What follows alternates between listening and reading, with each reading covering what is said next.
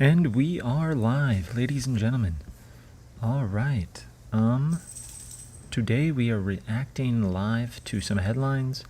We got a little weather radar out there. Looks like the Appalachians are receiving some moisture, and the Rocky Mountains, we got some scattered showers. But right now we're gonna react. We're gonna do something a little bit different. So let's get in to our headlines.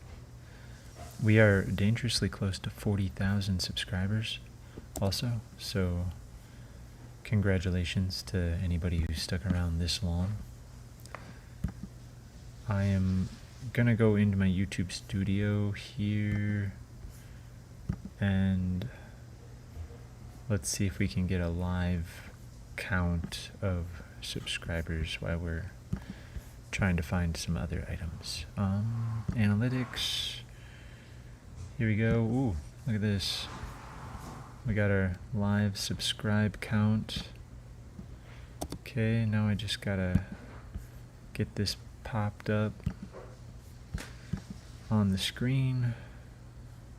Bear with me as people trickle through here. There we go.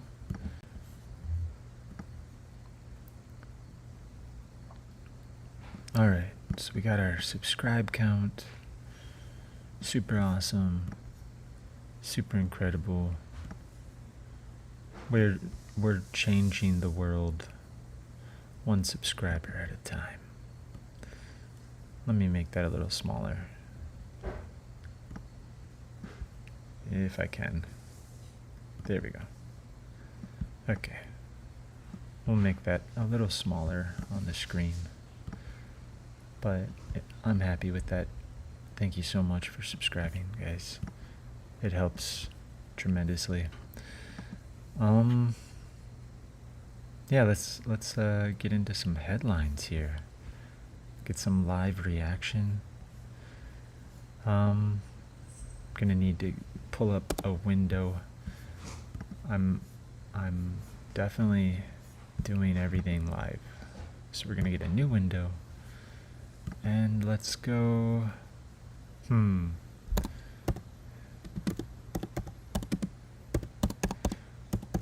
Let's go. Hold on. Let's go.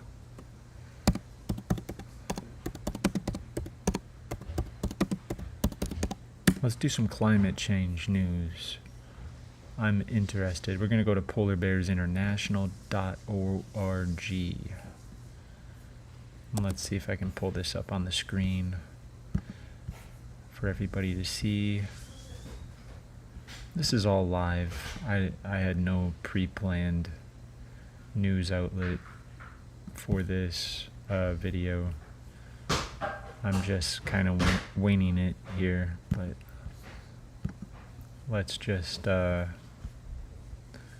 don't really have a political bias or anything. I'm just a regular old guy. So we're gonna see what Polar Bears International has to say. I didn't know that they had a thing called Polar Bears International till I just saw it. So, it sounds interesting because I think it would be super awesome to see polar bears in real life and take like a trip up to northern Manitoba. I think that'd be kind of cool to do on the channel. So, alright, so we got Polar Bears International pulled up on the screen. They have some headlines. Let's react. Will I donate to help polar bears? I don't know a lot about their organization, so right now I'm gonna say not right now. Take action, climate actions under 18, climate actions 18 plus, why does it matter? Global climate warming, carbon emissions, melting sea ice, polar bears need sea ice. I mean, I don't know how they're just gonna make more ice, but let's see. Latest news, just for fun, all articles. What do polar bears do? Holy cow, I think this is what I need. Can we geoengineer the Arctic, and should we? That's interesting. Alright, I've heard about geoengineering, like they spray the skies to you know, reflect the sun, or maybe to create rain or snow. Let's see what this says. It's by Dr. Flavio Linier, Chief Climate Scientist. Alright, what does it say? Number 1, stop emitting greenhouse gases. That'd be kind of hard to do. Actively cool the planet through geoengineering or climate intervention, a deliberate modification of Earth's climate to reduce the worst outcomes of greenhouse gas-driven climate change. Geoengineering has long been a taboo topic among scientists and in politics because it's similar to treating the symptoms of a disease rather than its root cause. Also, humans have a track record of creating new problems when trying to fix existing ones. On the other hand, climate change is an urgent matter that requires multiple creative approaches. Types of geoengineering: stratospheric aerosol injection. The science is fairly well understood. The primary SRM idea is based on a well-known natural analog. Explosive volcanic eruptions inject sulfur dioxide into the stratosphere, creating aerosols. Costs may be feasible. The amount of sulfur dioxide we would need to inject into the stratosphere to combat the warming from greenhouse gases is not huge compared to how much humans already emit into the lower part of the atmosphere through industrial activities. It would be a significant effort to get the sulfur dioxide into the stratosphere, but costs might be smaller than estimated damages from increased extreme weather events.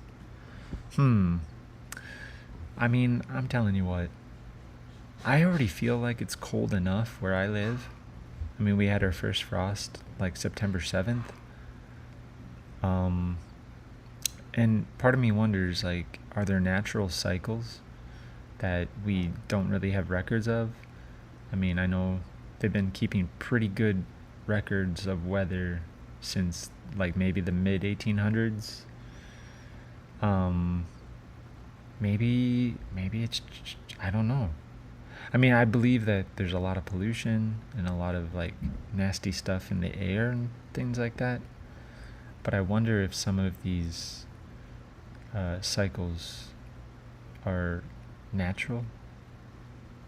But you know what? I don't know. Like, I know where there's big cities, there's like temperatures are warmer by like 5 to 7 to 10 degrees. Like, it varies, but like I know Chicago is warmer than the suburbs, and I know Minneapolis, St. Paul is warmer than, 45 miles away in a smaller town. So it's like, I know humans can kind of change the climate in big cities. I don't know. I just don't know enough about all this stuff. So I'm not sure how to react. Termination shock, perhaps the most worrisome. What if sulfuric aerosol injection were terminated before we managed to curb greenhouse gas emissions? Called termination shock. This scenario would see global temperatures jump to whatever greenhouse gas concentration level we've reached within just a few years. A potentially extremely disruptive warming rate. Governance. Who decides how much sulfuric aerosol injection to deploy? What is the optimal level, and for whom? Given current world affairs, it's difficult to imagine that countries would easily agree upon these important details. Sea ice thickening. In a warming world, Arctic sea ice extent shrinks and the ice gets thinner, and thin sea ice in turn is more vulnerable to break up and melt during summer, accelerating its overall decline. One idea is therefore to artificially thicken sea ice whenever it forms by pumping ocean water into onto the ice. The water will freeze and thicken the ice, helping it survive for longer, although it would not necessarily increase the ice extent. The pumps would be operated by energy from wind turbines. Huh. That's interesting. Holy cow. A lot of work, huh? Arguments for sea ice thickening, footprint, and flexibility. Pumping water onto sea ice is among the least intrusive geoengineering methods proposed, essentially amplifying the natural process of ice growth. It could also be deployed strategically in places of particular importance, such as communities where they rely on the sea ice for mobility. As sea ice forms in slightly different places every year, the pumps would have to be mobile. Governance. Deployed at small scale, this approach could be governed by local authorities in coordination with federal agencies and governments, akin to a ski resort that makes its own snow. This could be more feasible than larger scale interventions which trigger more complicated governance issues. Arguments against sea ice thickening. Scalability. Yeah. Like, how the heck would you scale that? That sounds crazy. For this method to have an Arctic-wide impact, millions of pumps would need to be installed, and many of them on sea ice. Installing, maintaining, and removing such technology on dynamic sea ice is logistically challenging and costly. Yeah. Sea ice albedo management. This idea tries to increase the albedo or reflectivity of sea ice by spreading hollow glass beads onto existing sea ice. The glass beads would help reflect back incoming sunlight, keeping the sea ice cool so it could survive longer. There you go. Let's just contaminate the earth with glass beads. Let's hope there's no lead in the glass. Like, I don't know. How would they make that? Just like heat sand from a desert or something? I don't even know. Maybe it wouldn't be so bad. You just, like, if you could make the glass beads by heating sand from the ocean, like, maybe it wouldn't be like a contamination issue. As long as the glass beads don't break when you're like walking on the beach and you're like shredding up your feet. I have no idea what I'm talking about, but that sounds crazy. I mean, I guess if you're trying to save the earth, like, you gotta do what you gotta do, but I don't know. Exotoxicity, the effect of glass beads in stable or dissolved form on oceanic organisms, is currently understudied, posing unknown risks. There you go. Yeah, that's an argument against. Glass beads would be dispersed across territorial boundaries by wind, requiring intragovernmental agreement and coordination. Yeah. Arguments for geoengineering, a possible quick fix. Climate damages are increasing, and the latest assessment report of the Intergovernmental Panel on Climate Change made very clear that we are in the process of fundamentally changing our climate through greenhouse gas warming. The risk for large-scale disruption of ecosystems increases with every additional tenth of a degree of warming. Blah, blah, blah, blah. Arguments against geoengineering. It doesn't address other problems related to warming. It is not a key role. It would mostly combat warming, but would do nothing against other climate change issues such as ocean acidification, which is a result of increased carbon dioxide being dissolved into the ocean. There is also evidence that certain ocean currents which weaken under warming would not bounce back to previous levels. Yeah. I mean, holy cow. some people believe in global warming, some people don't. It's kind of a polarizing issue, no pun intended, because polar bear's international. But yeah, I kind of wish that everything was all natural and that people didn't even have to think about artificially,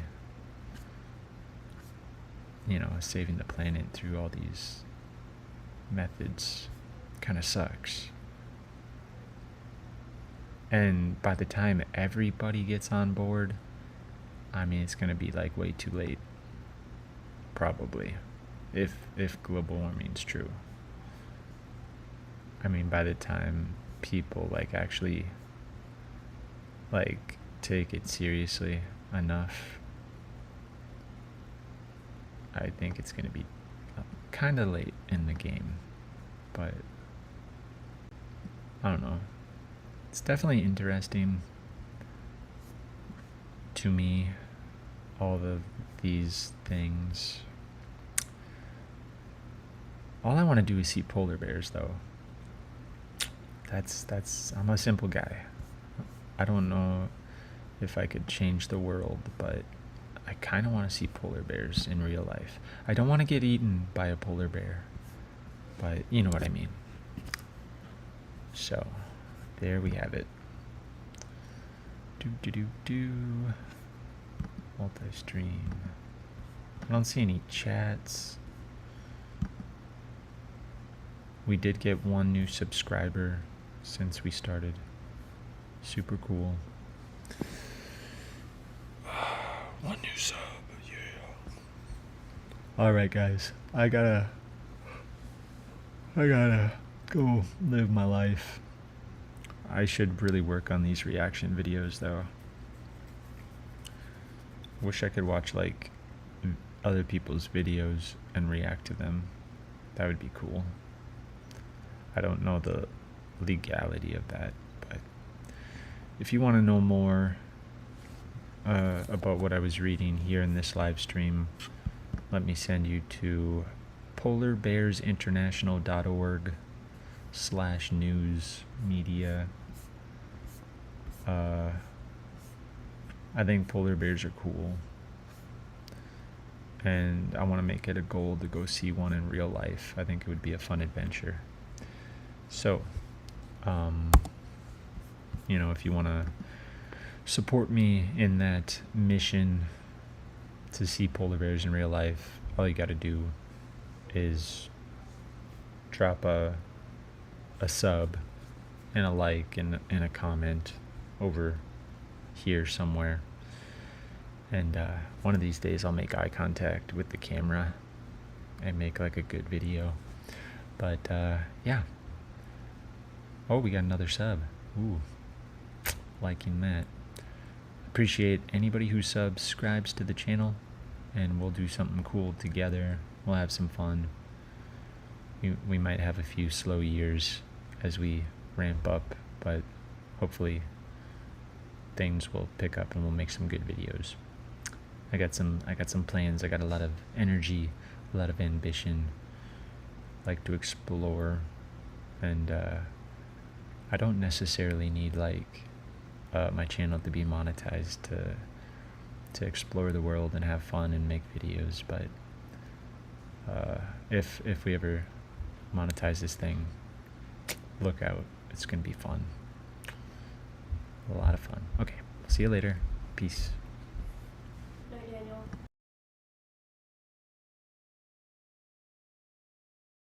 Oh, thank you for taking my pictures today.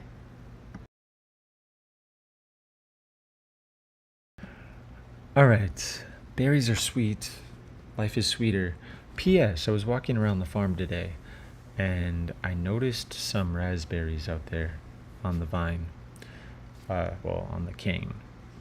So I'm not sure if it's gonna be cold in the morning and if those berries would be any good, but I think I need to get out there and harvest one last time to get some berries before winter strikes. And I think it's striking. I think we're very close to some cold temps. Hopefully we get some good sea ice out there for the polar bears this year, so they can have plenty of food.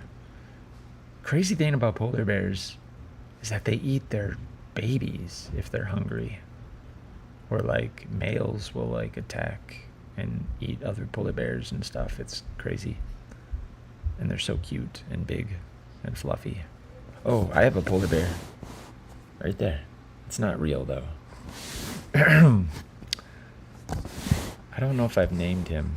Maybe that's why I like polar bears.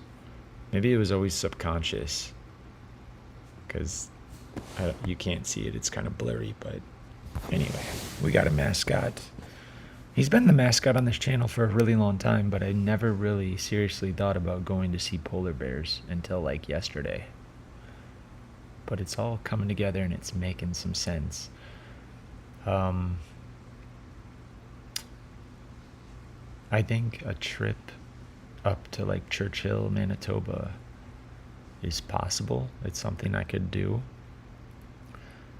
I have some days off around Thanksgiving, but that would be a big sacrifice to make, to go see polar bears instead of hanging out with my family for Thanksgiving.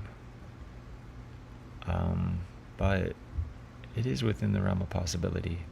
And I know polar bear season up there is October and November.